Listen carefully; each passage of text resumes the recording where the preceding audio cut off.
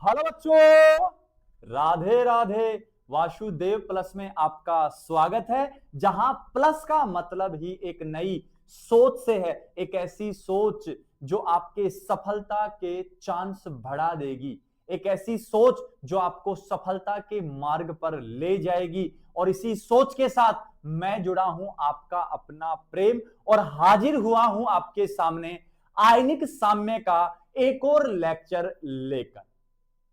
जैसा कि बच्चों आपको पता है, मैं आपको पढ़ा रहा था आर्यनीय सिद्धांत, और इसके लिए मैं इंट्रोडक्शन और आर्यनीय सिद्धांत के एडवांटेज या एप्लीकेशन मैं पिछले 2 वीडियो में करवा चुका हूं। अगर वो वीडियो आपने अभी तक नहीं देखे हैं तो बेटा आप गलती कर रहे हो, उनको पहले देखो ताकि ये वाला वीडियो आपको अच्छे से समझ आ पाए। क्लियर है बात? अब मैं बात करूंगा इस वीडियो में आर्यनीय सिद्धांत की कमियां। लेकिन वीडियो को स्टार्ट करने से पहले एक ही बात कहूंगा कि अगर नए हो तो चैनल को सब्सक्राइब कर दो, बेल आइकन को हिट कर दो, और जिस प्रकार दूसरी चीजें आपके दोस्तों के साथ शेयर करते हो, जैसे अभी दिवाली आ रही है, आप बेस्ट विशेष सेंड करोगे, हैप्पी दिवाली हैप्पी दिवाली, तो क्यों ना सर का एक वीडियो भी सेंड कर दो। क्या पता वो श्री राधा नाम, श्री जय श्री श्याम के नाम से थोड़ा सा मंत्र मुग्ध हो जाए, और क्या पता वो पढ़ने लग जाए। तो आपकी छोटी सी जो सोच है वो सामने वाले को पढ़ने पर मजबूर कर सकती। तो आइए अब बात करते हैं इस वीडियो की, और इस वीडियो में क्या कहा है सुनो। आर्यनीय सिद्धांत की क्या देखनी है बेटा, आपको कमियां देखनी है, ये देखो। और कमियों को अपन कहेंगे डिसएडवांटेज कह रहे हैं, डिसएडवांटेज कह रहे हैं। तो इसके लिए मैंने एक बात कहूंगा आपको कि बेटा हम जो मनुष्य जीव हैं, हमारी आदत है कि हम दूसरों में कमियां निकालते हैं। हम खुद की कमियां नहीं देखते हैं, हम दूसरों की निकालते हैं। अगर हम खुद की कमियों को देख लें, खुद की कमियों को भांप लें, तो उन कमियों को दूर कर कर, उन कमियों में सुधार करके खुद को और बेहतरीन बनाया जा सकता है। और फिर भी हम तो क्या है, मनुष्य प्राणी है यार, हम तो कुछ भी नहीं है। अगर इन लोगों का बस चले तो दूसरे लोग क्या, ये तो भगवान तक में कमी निकाल देते हैं और कह देते हैं कि श्री कृष्ण भगवान चोर था, श्री कृष्ण भगवान जो गोपियां थी उनसे छल किया करता था, उनको अपने प्रेम जाल में या प्रेम रस में फंसाया करता था। ऐसे कह देते कि श्री कृष्ण सांवला था। भगवान राम के लिए कह देंगे कि वो सांवला था, अपनी सीता पत्नी को अंतिम समय में उसने बाहर कर दिया था जब वो गर्भ से थी। तो ये समाज है बेटा, इस समाज का काम है कि ये समाज आपके गुण नहीं देखेगा, ये समाज केवल आपकी कमियां देखेगा बस। लेकिन आपको खुद का पता होना चाहिए कि मैं कितना सही हूं। खुद की कमियां आपको खुद को पता होनी चाहिए कि कमी कौन सी है और इसको दूर किया कैसे जाएगा। अगर ये बात आप अपने जीवन में अप्लाई करते हैं तो आप बहुत जल्द ही एक नेक इंसान बनने वाले हैं, और बहुत जल्द ही एक अच्छे मार्ग की ओर जाने वाले हैं। और फिर जो भी आप एग्जाम देंगे उनका परिणाम यकीन मानिए 100% आने वाला है। तो दूसरों में कमियां नहीं देखनी, भगवान में कमियां नहीं देखनी, भगवान के गुणों को देखो आप। अरे भगवान राम के जितना सहकर तो देखो, अरे श्री कृष्ण भगवान ने जो लीलाएं की हैं वो करके तो देखो।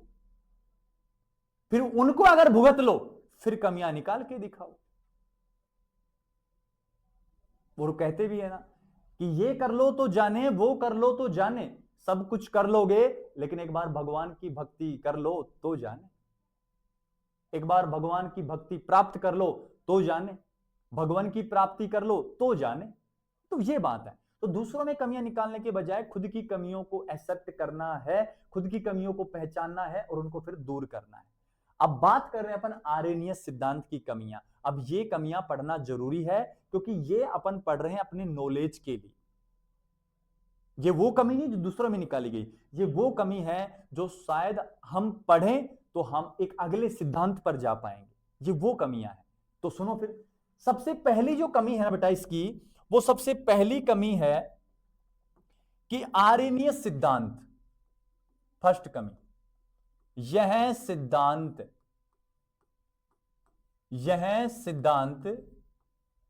केवल कौन से विलयन पर लागू होता है? यह सिद्धांत केवल लागू होता है जलीय विलयन पर।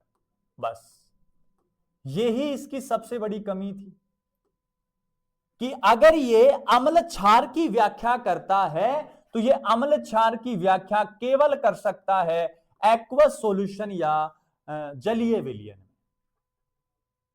अब सपोज दैट देखो ऐसा है, किसी दिन हम ना जैसलमेर चले गए। अब राजस्थान वाले इलाके जानते हैं, जो राजस्थान के लोग हैं, इस इलाके के लोग हैं, वो जानते हैं कि जैसलमेर बाड़मेर में बहुत ज्यादा रेत है, वहां पानी की समस्या ऐसे ही है। और वहां पर किसी मेरे जैसे नालायक टीचर ने कह दिया कि बेटा अम्ल क्षार का परीक्षण कर जल में। एक तो पीने के लिए बिस्लरी खरीद रहे हैं और ऊपर से तुझे अम्ल क्षार का परीक्षण करके दूंगा मैं। तो हर जगह तो जल पॉसिबल नहीं है, और जब हर जगह जल पॉसिबल नहीं है तो फिर ये कमी बनेगा, ये इसका डिसएडवांटेज बन जाएगा कि ये केवल व्याख्या करता है किसकी? जलीय विलयन में, अम्ल क्षार की व्याख्या करता है, अम्ल क्षार की व्याख्या करता है। अब मैं कहूंगा अन्य विलायकों में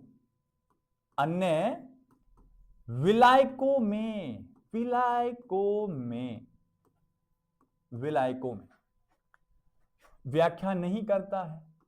तो यार एक ही विलायक में व्याख्या करता है, अदर विलायकों में व्याख्या नहीं करता है।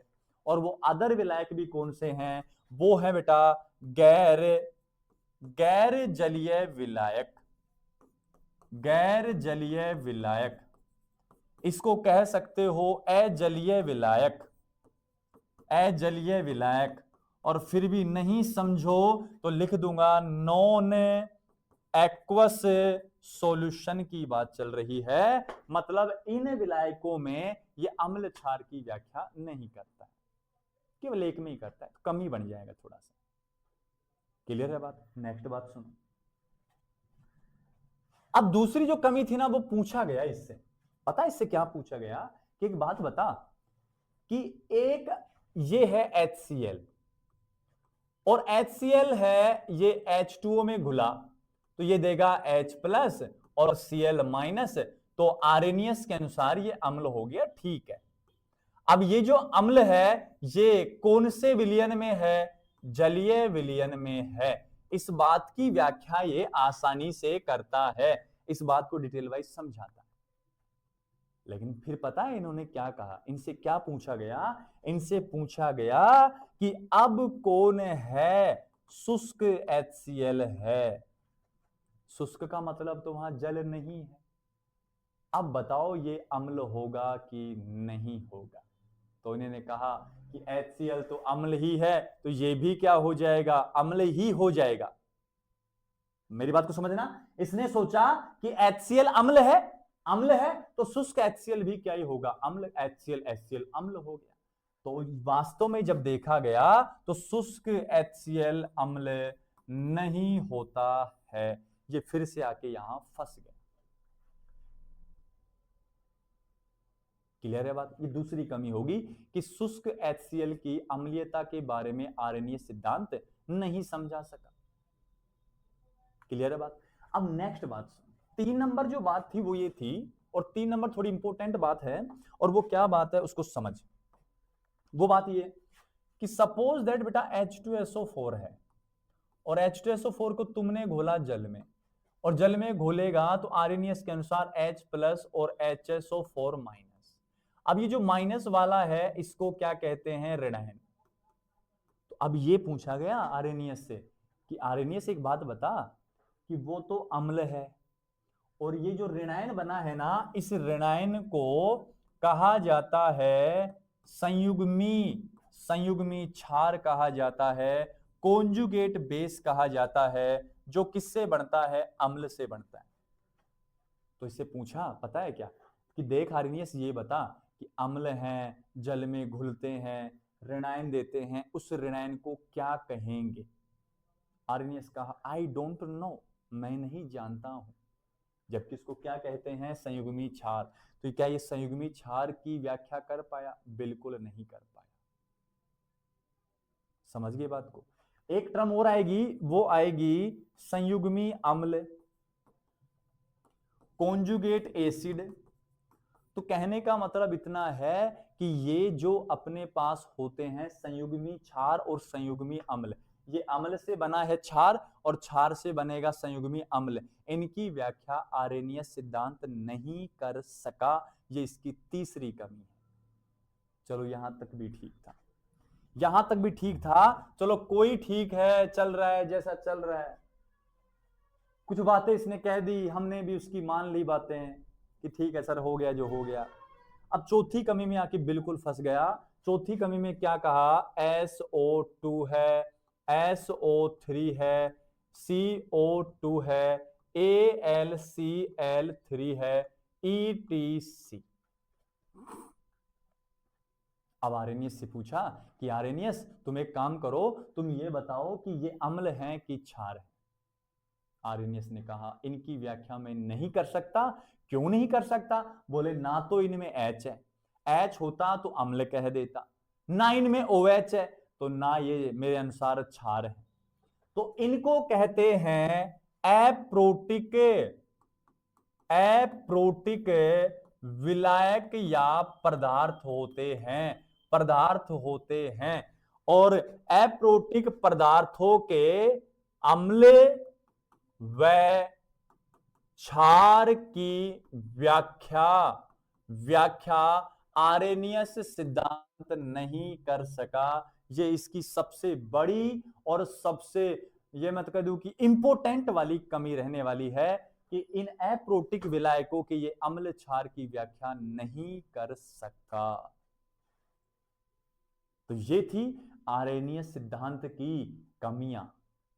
अब इन कमियों को दूर करने के लिए कोई ना कोई तो आएगा ना, और जब कोई ना कोई आएगा तो उस सिद्धांत का नाम है ब्रॉन्स्टेड, ब्रॉन्स्टेड लोरी सिद्धांत। और आप समझ गए हैं, ये मैं पढ़ाऊंगा अब आपको नेक्स्ट वीडियो लेक्चर में। लेकिन जाने से पहले मेरी एक बात सुन के जाना, एक बहुत बड़ा उपदेश दे रहा हूं।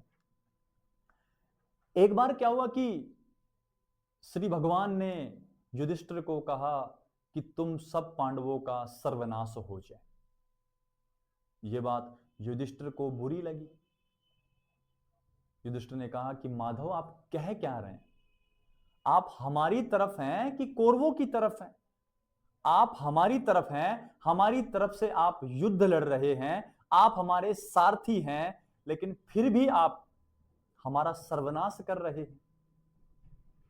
तो फिर भगवान ने जो उत्तर दिया ना, उस उत्तर में आपको बहुत गहरी चीज छिपी दिखाई देगी।